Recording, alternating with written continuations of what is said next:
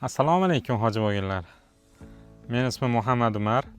3 yildan beri Angliyada mavsumiy ishda ishlab kelaman. Instagramda hamda YouTube'da Hoji Bo'gur profilini yurgizaman. Meni Instagramdagi profilimga har kuni o'nlab savollar keladi. O'sha savollardan terib bugun Angliyaga mavsumiy ishga kelmoqchi bo'lgan odam bilishi shart bo'lgan 50 ta savolga javob bermoqchiman. Video uzunroq bo'ladi, shuning uchun videoga oldindan like bosib qo'yishingizni so'rayman hamda menga obuna bo'lib qo'ying va Angliyaga mavsumiy ishlashga qiziqadigan tanishlaringizga videoni yuborib qo'ying. Demak, birinchi savol. Angliyaga mavsumiy ishlash uchun O'zbekistondan kimlar kela oladi? Angliyaga mavsumiy ishlash uchun O'zbekistondan 18 yoshga to'lgan, ruhan hamda jismonan sog'lom, muqaddam qamalmagan yoki sudlanmagan insonlar bemalol kelishi mumkin. Xo'p, yosh chegarasi necha? Yosh chegarasi hujjatlarda, qog'ozlarda yosh chegarasi belgilanmagan, lekin amaliyotda mana tajribamizdan kelib chiqib aytaman, 45 yoshdan kattalarda odatda olmaydi. Olishi mumkin, faqat Yevropa, ya'ni ikkinchi davlatlarda 45 yoshdan kattalarni ko'ryapmiz hamda 2022-yilgacha oldin kelib, ana undan keyin 2022-yilgacha kelgan odamlar ishlab yurishibdi. Xo'p, 3-savol. Ingliz tilini bilish shartmi? Mavsumiy ishda ishlash uchun ingliz tilini bilish shart emas. Mavsumiy ishda ishlash uchun lekin rus tilini bilish juda ham muhim. Ingliz tilini umuman bilmaydigan odam ham fermada ishlay oladimi? Ha. Agar ingliz tilini siz umuman bilmaysiz, lekin rus tilini bilsangiz ishlay olasiz. Sababi bu yerda vayzerlar, ruminlar hamda bolgarlar, asosan ruminlar, ular rus tilini juda ko'pchiligi yaxshi bilishadi va muloqot rus tilida bo'ladi. Xo'p, erkaklar ham ayollar ham kelishi mumkinmi? Albatta, ayollar ham erkaklar ham birday ishlashadi bu yerda. Faqat ayollarni olma terimiga olmaydi. Chunki olma terim og'ir ish, lekin erkaklarda oladi faqat. Lekin ayollar ham erkaklar ham qulupnayda, boshqa ishlarda deyarli bir xil ishlar oladi. Xo'p, oilali odam seasonal worker vizasi bilan kelishi mumkinmi? Albatta, oilali odam, bo'ydoq odam, buni ahamiyati yo'q. Agar savolda oilasi bilan demoqchi bo'lsa, uni ham ahamiyati yo'q. Ayolingiz, turmush o'rtog'ingiz yoki eringiz bilan kelib ishlashingiz mumkin. Farzandlarni o'zi bilan olib kelish mumkin. 18 yoshga to'lmagan odamni olib kela olmaysiz. Imkoni yo'q buni. Chunki kelgandan keyin ishlash kerak. Bu yerda oila bilan yashashga sharoit yo'q. Lekin ikkinchi aytganimdek, Yevropada yashovchi fuqarolar, doimiy ishlovchilar olib kelib yashashadi odatda. O'zbekistondan Angliyaga mavsumiy ishga qanday yo'l bilan kelinadi? Mavsumiy ishga O'zbekistondan recruitment operatorlari orqali kelinadi, asosan Hops kompaniyasi orqali. To'g'ri, Concordia orqali kelib ishlayotganlar ham bor oramizda. Ular 2022-yilgacha bo'lgan vaqtda kelib turib, o'sha bo'yi har yili kelishadi. Lekin hozir uje Concordia O'zbekistondan nabor qilmaydi, ochmaydi ya'ni. Agent bilan kelish xavfsizmi yoki to'g'ridan to'g'ri operator orqali kelish kerakmi? Xo'p, to'g'ridan to'g'ri operator orqali kelinadi. Bu degani o'sha Hops kompaniyasiga siz naborlar ochilganda ariza topshirasiz. O'sha buni ham bosqichini birma-bir aytib o'taman. Demak, o'rtada sizdan boshqa faqatgina tashqi mehnat migratsiyasi, O'zbekiston tashqi mehnat migratsiyasi bo'ladi va u sizning huquqlaringizni himoya qiladi. Seasonal worker vizasi nima va u qancha muddatga beriladi? Mavsumiy ishchi vizasi bu, ya'ni mavsumiy ishchi vizasi bu mavsumiy ishga kelganlar uchun beriladigan vizani turi. U 6 oyga beriladi. 2023, 24, 25larda ham pasport orqasiga etiketga yopishtirilardi. 2026dan mana biz bu yil elektron holatga o'tdik. Ya'ni pasportimizga hech qanaqa stiker yopishtirilmayapti. Faqatgina QR kod berilyapti bizga. Samolyot uchyapti yoki vertolyot uchyapti. Buyuk Britaniyani osmonida har kun nimadir uchadi. Nafaqat har kuni, har safar osmonga qaraganingizda albatta yo samolyotni yo vertolyotni ko'rasiz. Xo'p, viza olish uchun nimalar kerak? Viza olish uchun sizda albatta sponsorship, ya'ni homiy bo'lishi kerak. Bu homiy yuqorida aytganimizdek Hops kompaniyasi hisoblanadi. O'sha Hops kompaniyasi orqali sizga COS number, homiylik raqami beriladi. O'sha raqam bo'lishi zarur albatta.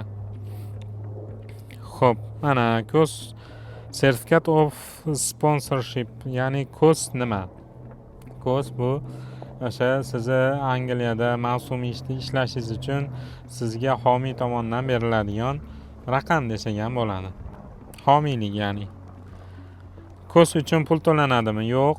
Siz COS raqam uchun pul to'lamaysiz.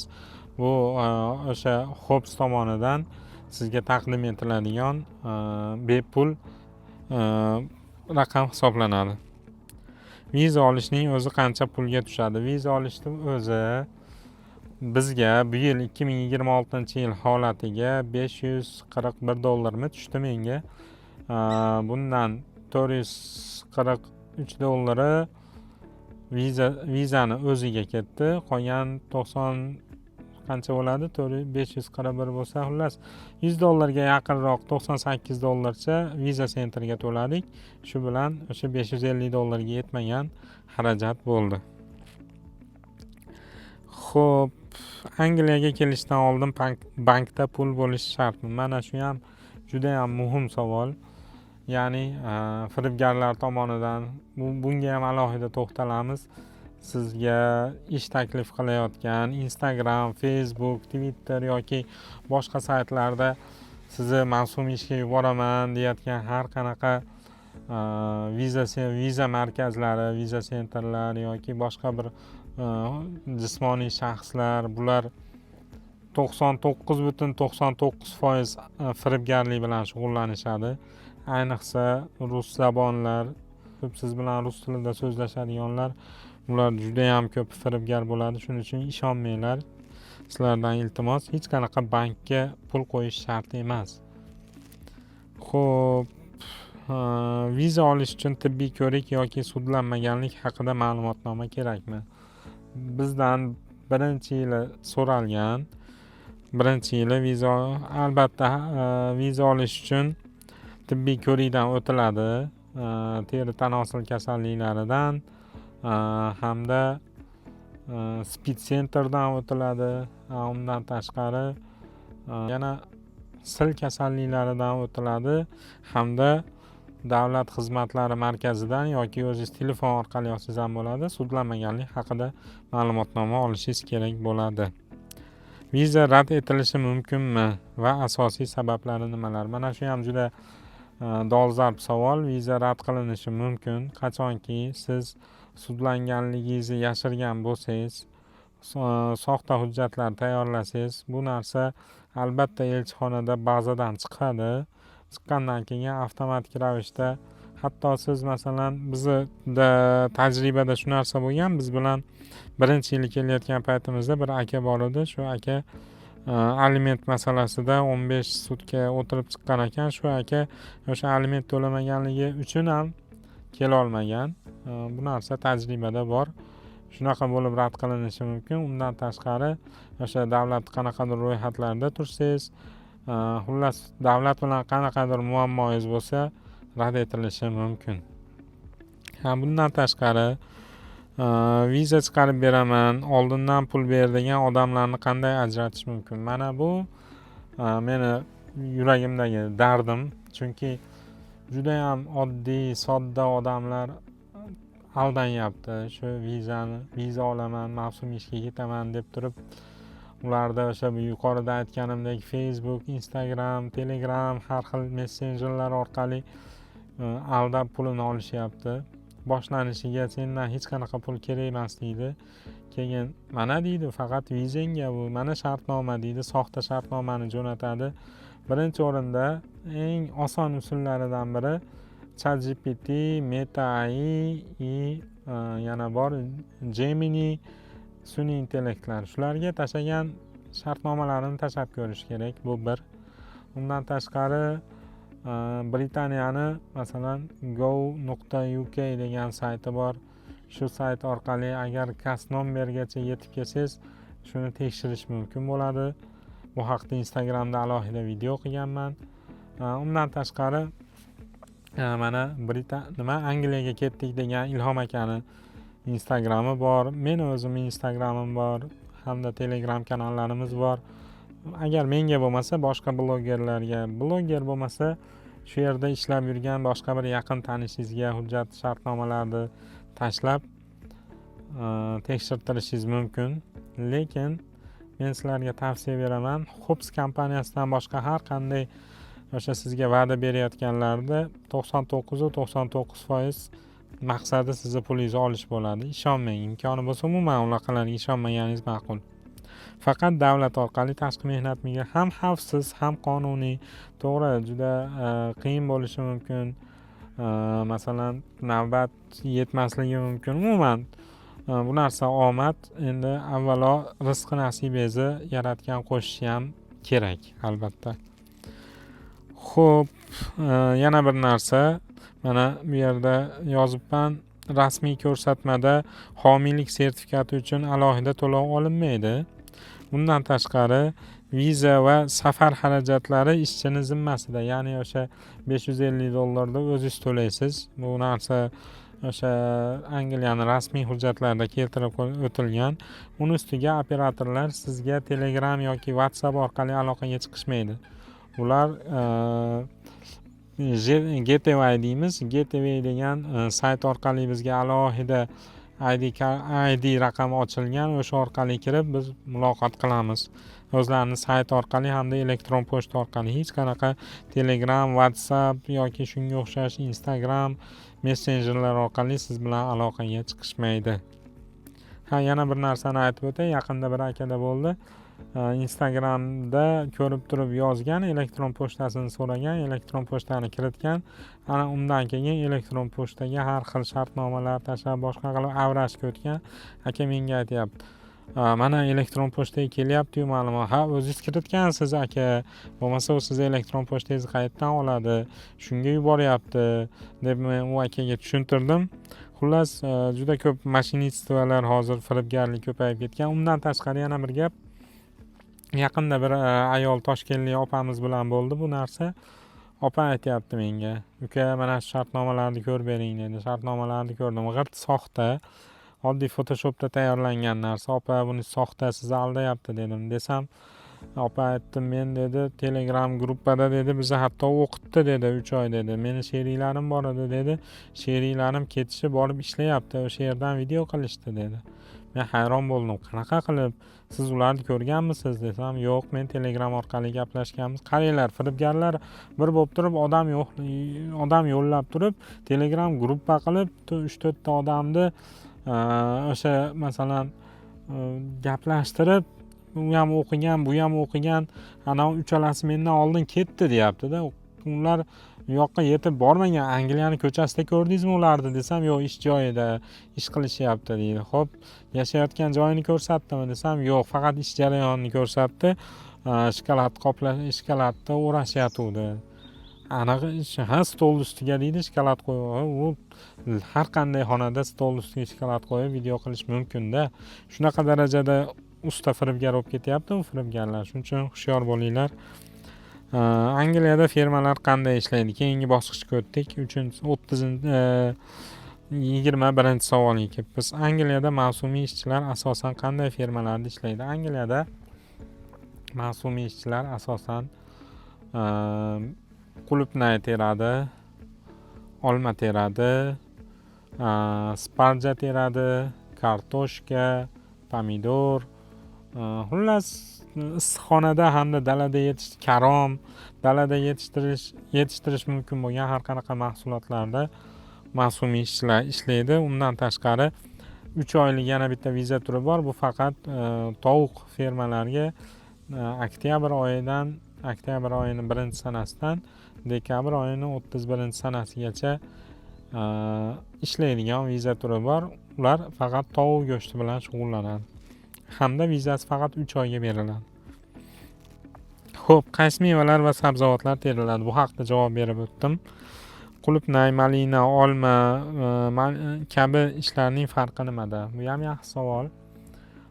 Qulupnay, mana biz ham asosan qulupnay teramiz. Qulupnay asosan issiqxonada pishadi. Issiqxonada teramiz. Malina ham issiqxonada bo'ladi, tepasi yopiq. Katta bitta butun boshli masalan aytaylik 20 sotixli issiqxona bo'lsa, qulupnayniki bo'lingan bo'ladi, lekin malinaniki polniy umumiy qilib tepasi yopilgan bo'ladi. Malina sal issiqroq qulupnayga nisbatan. Lekin olma tashqarida bo'ladi. O'zimiz bilgan olma hozirgi zamonaviy o'zi past, mevasi ko'p olmalar bo'ladi-yu, shunaqa olmalar bo'ladi. Xo'p, issiqxonada ishlash bilan ochiq dalada ishlashning farqi nimada? Issiqxonada ishlash bilan ochiq dalada ishlashning farqi, ochiq dalada ko'proq yomg'irda qolib ketasiz. Eng yomon tomoni ham shu. Ayniqsa anavi sparja teradigan mincha bir salatga ishlatiladigan o'simlik bor, sparja deyiladi. Mana shuni tergani asosan dalada ishlashadi. Endi issiqxonada har holda tefezda plyonka bo'ladi. Issiqxonaning ichida yomg'irdan saqlangan holda ishlaysiz. Dalada juda ko'p yomg'irda qolib ketasiz. Eng yomoni shu. Xo'p, keyingi savol. Ferma ishchiga ish boshlashdan oldin trening beradimi? Mana bu ham ko'p keladigan savol. Ya'ni bizga har bitta qiladigan ishimizni tushuntirishadi. Kelgan kuningiz ertasiga ofisga borasiz, ya'ni o'sha ofisimiz bor. U yerda 20 ta 30 ta odam o'tirib video ko'rsa bo'ladigan sharoit qilib qo'yishgan. O'sha yerda o'tirib katta ekranlarda biz videolarni ko'ramiz. O'sha yerda videoda hamma narsani tushuntirib beradi. Qanaqa qilib teramiz, qanday ishga boriladi. Xullas qo'yingki, trening hammasi o'tadi o'sha yerda. Bir fermada odatda nechta ishchi bo'ladi? Mana shu ham qiziq savol. Aynan biz ishlaydigan fermada odatda 1000 ga yaqin ishchi bor. Buni yarmi dalada ishlaydi, yarmi pack house'da ishlaydi. Pack house bu qadoqlash sexi, qadoqlash joyi. Biz tergan mevalarda hamda boshqa bir tashqari boshqa fermalardan kelgan mevalarni u yerda qadoqlashadi asosan. Xo'p, fermadagi ish kuni qanday boshlanadi va qanday tugaydi? Fermadagi ish kuni haqida Instagramda ham video qilganman. Ertalabdan kechgacha qanaqa ishlash, nima ishlar bo'lishini qisqa qilib kadrlarda ko'p qilib video qilganman. Kirib ko'rishinglar ham mumkin. Undan tashqari ertalabda shu taxminan aytaylik quyoshdan ancha oldin turamiz. Aytaylik hozirgi paytda bugun 23 avgust holati, 2026 yil 23 avgust holatida ertalab soat 5dan 45 minut o'tganda start bo'ladi. Ya'ni start terishni boshlaymiz o'sha paytda. Ungacha biz turib, yuz qo'lni yuvib, namoz o'qiydiganlar namozini o'qib, choyni ichib, kiyinib, dalada yeyishimiz uchun oziq-ovqatlarimizni olib, o'sha qulupnay teradigan joyimizgacha yetib borib, u yerda yashik taxlab tayyor bo'lib turamiz. Demak, buning uchun hozirgi kunda biz 4:20, 4:30 da turyapmiz. 1,5 soat oldinroq harakatni boshlaymiz. Lekin agar o'zimiz yashayotgan boshqa joyga bizni yuboradigan bo'lsa, avtobus yoki mikroavtobuslar kelib bizni olib ketadi. Ular taxminan yarim soat oldin keladi. Yarim soat demak, biz 4da turishga majbur bo'lamiz agar boshqa joyga yuboradigan bo'lsa. Xo'p, keyingi savol. Har kuni ish bo'ladimi yoki ob-havoga qarab ish to'xtaydimi? Bu ham zo'r savol. Qulupnayda deyarli har kuni ish bo'ladi. Oz bo'lishi mumkin. Agar kuni bilan masalan hafta davomida to'liq yomg'ir yog'sa, ish oz bo'lishi mumkin. 3-4 soatda tugatib kirib ketishimiz mumkin. Lekin agar quyosh chiqib tursa 8 soat 10 soatlab ham qulupnay teramiz ba'zida. Lekin olmada ob-havoga qaraladi, chunki agar doimiy yomg'ir yog'ib tursa olmani ushlaganingizda olma to'kilib ketadi. Qo'lingiz boshqa olmaga tegsa ham to'kilib ketadi. Shuning uchun olmada yomg'ir yog'ayotganda yoki kuchli yomg'ir yog'ayotganda ish to'xtatiladi. Xo'p, yomg'irda ham ishlanadimi? Yomg'irda ham ishlanadi. Bu shartnomada belgilab qo'yilgan. Siz agar o'zingiz xohlab ishga chiqmasligingiz mumkin. Uning uchun masalan kasalligingiz haqida ish boshlanishidan oldin rahbariyatga SMS yuborish kerak bo'ladi. Undan tashqari masalan bir kun yoki 2 kun oldin siz rahbariyatdan ruxsat so'rashingiz mumkin bo'ladi agar yomg'irda ishlashni xohlamasangiz. Lekin bu holat to'g'risi bizda juda ham kamdan kam bo'ladi, chunki biz o'rganib ketganmiz yomg'irda ishlashga. Yomg'ir odatiy biz uchun yomg'ir bo'lib qolgan. Qishda ham ferma ishlari bo'ladimi? Mana shu ham yaxshi savol, ko'p keladigan savol. Qishda ferma ish to'xtamaydi. Chunki biz masalan men mayda kelib noyabrda ketsam odatda biz qulupnayni terib, uni qoplarini olib chiqib, palagini uzib, yo'qotib, xullas tepasidagi issiqxonani salafanlarini olib plyonkalarni ketamiz. O'rtadan 1 oy 2 oy o'tgandan keyin boshqa odamlar kelib uni qaytadan yangisini qo'yib, qulupnayni o'tkazib, plyonkani ochib, qaytadan ustiga tortib, ipini baylab, xullas ish umuman to'xtamaydi. Qishda ham juda ko'pchilik ishlaydi bu yerda. Xo'p, endi demak keyingi bo'limga o'tamiz. Ish va maosh. 31-savol. Soat bay maoshmi yoki tergan mahsulotimizga qarab pul beriladimi? Bu ham doimiy keladigan savollardan biri. Demak, biz odatda soat bay ishlaymiz. Bir soatimizga hozirgi kunda 2026-yil holatiga 12.71 funt, dollarda taxminan 16 dollarmikin shu atrofida pul to'lanadi. Lekin bonus olish mumkin. Bonus olish uchun juda ham qattiq ishlash kerak. To'g'risi men 3 yil davomida faqat olma terimida bonus olaman. Qulupnayda ola olmayman. Ochiq aytaman, chunki juda ham kuchli teradigan bolalar bor. O'zimiz o'zbek bolalari ichida ham, tojikistonliklar ichida ham juda tez terishadi. Qanday ishlaydi? Men o'zim hayron qolaman. Qaramay turganimizda qornidan yana 2 ta qo'l chiqib, 4 ta qo'llab teradi deb hazillashaman men do'stlarimga.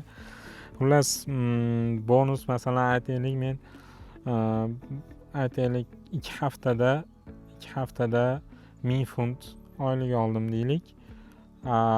Bonus olgan birinchi top piker ko'p tergan odam 1300 funt oylik oladi. 300 funt ko'proq oladi. Keyingisi 200 funt ko'proq oladi. Xullas, mendan to 2 funt ko'proq olgungacha ko'pchiliklashib tushib kelaveradi. Bu endi misol. Qancha tez ko'p tersa, shuncha ko'p bonus oladi. Xo'p, kuniga qancha pul ishlab topish mumkin? Mana bu doimiy savol bu. Kuniga biz odatda 8 soat ishlasak, kuniga shu 100 dollarlar atrofida pul topamiz. Lekin endi buni o'ziga yarasha xarajatlari bor. Bu haqda Instagramda ham video qilganman. O'tib ko'rishingiz mumkin. Bir oyda qancha pul topish mumkinligini shot fakturalar orqali keltirib chiqqanman. Xullas, har qanday rasxoddan tashqari bir oyda 2400 dollar pul topiladi. Pul topsa bo'ladi. Haftasiga minimum necha soat ish berilishi kerak? O'zi shartnoma bo'yicha haftasiga 32 soat ish beriladi. Endi bu narsa o'tgan yili mana bizda qiyin bo'lgan. To'g'risi, o'tgan yili ba'zida 28 soat ishlagan kun haftalarimiz ham bo'lgan. Lekin 32 soatga pul to'lagan, как положенный. Hozir bu yil havo yaxshi keldi. Bilgan bo'lsanglar, 1,5 oy davomida umuman yomg'ir yog'madi. Shuni hisobiga bizda 100 soatdan ishladik. Juda yaxshi ishladik. 2 haftamizga 100 soat demoqchiman. Shunaqa, agar ob-havo yaxshi kelsa ko'proq ish beradi. Agar yomon kelsa kamroq, lekin minimalniy 32 soatga pul to'laydi. Xo'p, ish bo'lmasa ham pul to'lanadimi? To'lanadi. Chunki shartnomada shuni belgilab qo'yilgan. har qanaqachasiga sizga ish topib beradi. O'tgan yili bir bo'lib qoldi. Shu ham bir marta bo'ldimikin, 28 soat ishladik, 4 soat yetmadi, lekin unga ham pul to'lab berdi. Odatda ishlatadi, 32 soat bermoqchi bo'lsa 32 soatlik ish topib ishlatadi. Hech yo'g'i shunaqa joylarni tozalatadi, baribir ishlatadi nima qilib bo'lsa ham. Xo'p, overtime qo'shimcha ish uchun ko'proq pul beriladimi? Ha. Overtime degani bu shartnomada belgilangan 96 soat, ya'ni biz 96 soatdan ko'p ishlasak 2 haftaning ichida overtime'ga o'tamiz. Overtime belgilangan soatdan oshib ketish overtime'ga bizga 15-27 funtdan pul to'laydi. Bu degani $18 ga yaqinroq. Masalan 96 aytaylik 2 haftada 110 soat ishlasak 96 soatimizga 12,71 funtdan to'laydi. Qolgan 14 soatimizga 15-27 funtdan pul to'laydi bizga. Qonunchilikda shunaqa belgilab qo'yilgan. Soliq qancha ushlab qolinadi? Shuni men haligacha tushunmayman. To'g'risi, bir kun, bir hafta, masalan, bir marta oylik olganimizda 900 funt oylik olsam, misol qilib aytyapman, 900 funtdan 70 funt soliq olib qolishi mumkin. Keyingi hafta yana keyingi oyligimda yana 900 funt olsam, unda 110 funt olib qolaman. Xullas, qanaqadir foizi bor, to'g'risi men buni tushunmayman, lekin juda ko'p soliq olib qoladi. Ishoning, juda ko'p pul olib qoladi. Payslip nima va uni tekshirish nima uchun muhim? Payslip bu bizga o'sha oyligimiz tushganda bizga firma tomonidan yuboriladigan checklist deydimi, nima deydi hali, oyligimizni ko'radigan qog'oz bor, shu oyligimiz qanchaligini ko'radigan narsa. Necha soat ishlaganmiz, shunga necha pul haq to'layapti. Uning ichida qanchasi make-up, ya'ni make-up degani bu firma yetmay qolgan oyligi ish haqimizni to'lab berishi, ya'ni aytaylik bu bir ko'zbo'yamachilikdek gap o'zi aslida. Aytaylik biz eng oz oylik ish haqini olamiz bu yerda. Masalan, O'zbekistonda hozir qancha? Men oxirgi marta davlat ishida ishlayotganimda 985 mingmidi, shunaqa edi. Hozir bilmayman, 1 milliondan oshib ketdimi. Xullas, o'shani olamiz biz bu yerda. O'sha puldan kam pul berishga bizga haqqi yo'q. Lekin bular norma qo'yib qo'ygan. Norma aytaylik, top piker dedim boya, bonus olmoqchi bo'lgan odam 200 yashik qulupnay tersa, men 101 yashik terishim kerak. 80 yashik tersam, qolgan 21 yashigiga firma men pul to'lab beryapman senga deb turib pul to'lab beradi. Agar o'sha narsa make-up ko'payib ketsa, ofisga chaqiradi, ofisda boshida suhbatlashib ogohlantiriladi. Ana undan keyin 3 martadan keyin haydab yuboriladi. Ishchini to'g'ridan to'g'ri ishdan chetlatadi. Sababi make-up juda ham ko'payib ketishi. Angliyaga 6 oy ishlab kelib, qo'lda qancha pul bilan qaytish mumkin? $10,000 dan $15,000 ishlashingizga qarab pul topasiz 6 oyda. Xo'p, firma, yashash va kundalik hayot. Demak, firmada qayerda yashaymiz? Bu ham yaxshi savol. Firmada biz karavanlarda yashaymiz. Karavanlar Google'ga shunday karavan deb yozsangiz rasmlari chiqadi. Hamda Instagram Hojibo'gir profiliga o'tib turib video tomosha qilishingiz mumkin. O'zim yashaydigan karavanda obzor qilganman. Xullas, sharoit yaxshi. Issiq suv, sovuq suv, gaz, hamma narsa bor. Yashasa bo'ladi. Yotoqxona uchun qancha pul ushlab qolinadi? Hozirgi kunda bizni aynan men ishlayotgan firmada kuniga 11 funtdan ushlab qoladi. 11 funt bu 1 soatlik ish haqimizni olib qo'yadi-da. Bir xonada nechta odam yashaydi? Bizda odatda karavanlarimiz 6 kishilik, 3 ta xona bor, 2 kishidan yashaymiz. Ovqatni o'zimiz qilamizmi yoki firma beradi? Ovqatni o'zimiz qilamiz. Xo'p, ishdan keyin kelib bo'sh vaqtimizda ovqat qilamiz. Ertasiga uni ryukzakka solib olib ketib, dalada o'zi belgilangan stol-stullar bor. Har bitta parkda oldida lekin to'g'risi biz u yoqqa bormaymiz, chunki biz aytaylik issiqxonani boshidamiz, stul issiqxonani oxirida. U yoqqa borib kelgani ham vaqtimiz ketadi. O'shaning uchun biz o'sha qayerda terayotgan bo'lsak o'sha joyga shunday tayimizga o'zimiz bilan haligi yaltiroq qog'oz bor, u nima deyiladi, o'zimizda ham sotadi, polni ustiga qo'yamiz. Shunaqadan qilib qo'yganmiz hammamiz. Shundan qo'yamiz, tab o'tirib yeb ketaveramiz.